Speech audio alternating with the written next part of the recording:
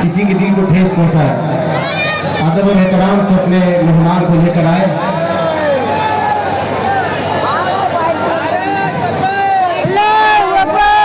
ماشاءاللہ دیکھیں ہندوستان کا وہ عظیم ستارہ جس کی ایک جھلک دیکھنے کے لیے غلاموں کا ایک پرنور قافلہ آیا ہوا ہے، دنیا سنیت کا عظیم ستارہ حضرت علامہ مولانا مفتی سلمان اظہری صاحب رحمۃ بزم ہے۔ تہہ دل سے حضرت کا استقبال و خیر مقدم ہے۔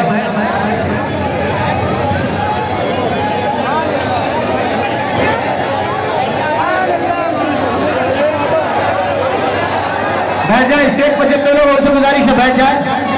آپ بیٹھیں، آپ کو دیکھ کر آپ کے چاہنے ماننے جاننے والے لوگ بیٹھیں گے، بیٹھ جائیں۔ وہ جذبہ اخلاق، آپ نہیں بیٹھیں گے، بیٹھیں، بیٹھ جائیں، بیٹھ جائیں، بیٹھ جائیں۔ وہ جذبہ اخلاق وفا دیکھ رہے ہیں، طیبہ سے محبت کی ادا دیکھ رہے ہیں، یہ بزم شہیدی ہے، یہاں بیٹھو ادب سے، لوگوں تمہیں محبوب خدا دیکھ رہے ہیں۔ بلا کسی تاخیر صرف 3 شعر کے لیے گزارش کر رہا ہوں، سید فرقان علی قادری تشریف لائے۔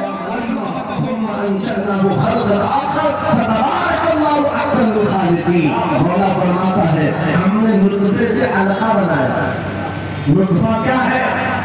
سپرم کا وہ ایک قطرہ جو مرد کے ذریعے سے عورت کے رحم میں جاتا ہے، اس کے بچے کی تھیلی میں جاتا ہے، ایک نطفہ، ایک بوند، جس کو نطفہ کہا گیا ہے۔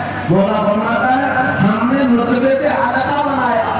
علقہ کس کو کہتے ہیں؟ سائنس میں پڑھنے والے اگر اسٹوڈنٹس کو تو سمجھ جائیں گے۔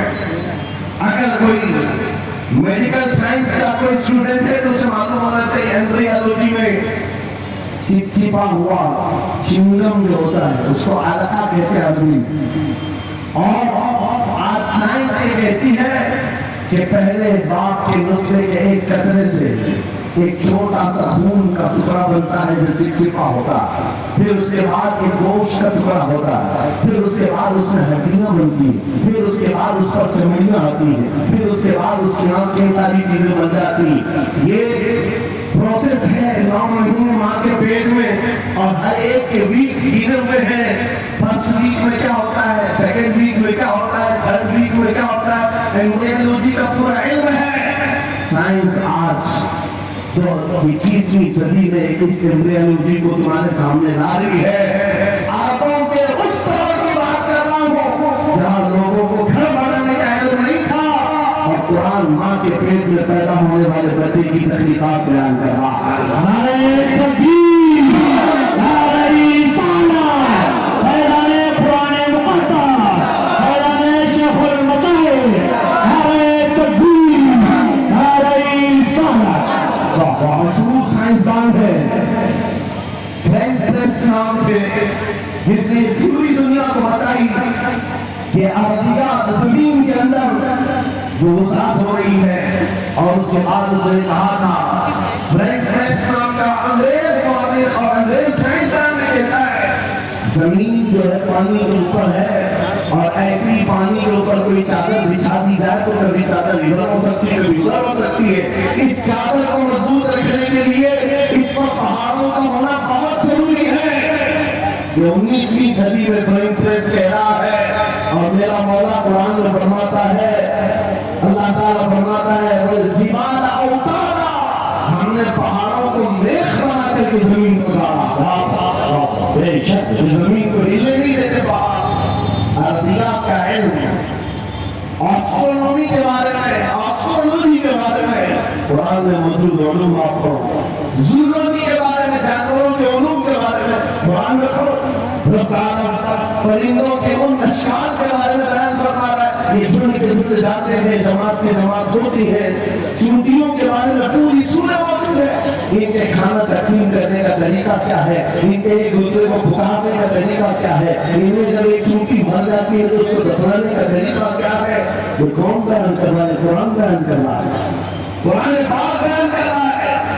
جب ترقیات اس قدر آگے آ گئی کہ مشینوں کے سہارے سے آپ ذرے کو دیکھا جاتا ہے، پرکھا جاتا ہے، اور پھر دنیا کو بتایا جاتا ہے ہماری تحقیق ہے، اور قرآن اس زمانے میں بیان کر رہا ہے۔ میرے عزیزو ایک بات بتاتا ہوں، میں سورہ نور میں ایک آیت آئی ہے، اس آیت کے بارے میں بتاتا ہوں بعد میں، لیکن 18ویں صدی میں ایک سائنسدان جو امریکہ کی سفر پر تھا، اس نے اٹلانٹک اوشین میں ایک جگہ ایسی دیکھی جہاں پر اتنا اندھیرا ہے کہ ہاتھ نکالو تو بھی نظر نہیں آئے، سورج کی روشنی بھی نہیں پڑتی۔ واپس آ کر کے اس نے کہا میں نے ایک ایسی جگہ دریافت کی ہے جہاں سورج کی روشنی ہی نہیں پڑتی اور اپنی آنکھوں کو کچھ نظر نہیں آتا، اگر ہاتھ نکال کر کے دیکھو سمندر کے بیچوں بیچ اٹلانٹک اوشین میں کوئی تالاب کا نام نہیں ہے، یہ دم طے کر کے کوئی ایک جگہ کو ڈھونڈ لیا ایک سائنسدان اور آ کر کے دنیا کو بتا رہا ہے میں نے ایک ایسی جگہ معلوم کی جہاں پر خوب اندھیرا ہوتا ہے، ہاتھ بھی نظر نہیں آتا۔ جب وہ آ کر کے بتاتا ہے، ایک عالم ربانی نے قرآن کی آیت پڑھی، مولا قرآن میں فرماتا ہے اذا اخرج يده لم يكد يراها ومن لم يجعل الله له نورا فما له من نور۔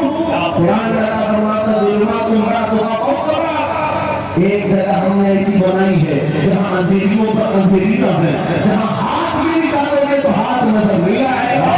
قرآن میں 1400 سال پہلے یہ جب بات آئی اس سائنسدان کو بتایا گیا یہ قرآن میں چلتی ہے۔